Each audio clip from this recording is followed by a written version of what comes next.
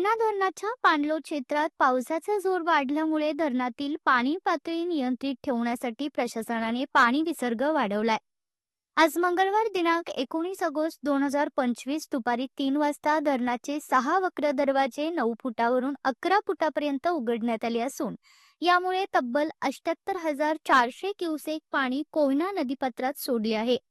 धरण पायथा विद्युतगृहातील दोन्ही युनिट्स सुरू असून त्याद्वारे 2,100 क्युसेक पाण्याचा विसर्ग चालू आहे. परिणामी कोयना नदीतून एकूण 80,500 क्युसेक पाणी वाहू लागले. सकाळपासूनच धरणातून पाणी सोडल्याने नदीची पाणी पातळी झपाट्याने वाढली असून सांगलीतील कृष्णा नदीवरील आयर्विन पुलाची पाणी पातळी सध्या 23 फुटावर पोहोचली आहे. प्रशासनाने नदीकाठच्या गावांना सतर्कतेचा इशारा दिलाय. संभाव्य पूर परिस्थिती निर्माण झाल्यास सांगली जिल्हा व महापालिका प्रशासन सज्ज आहे.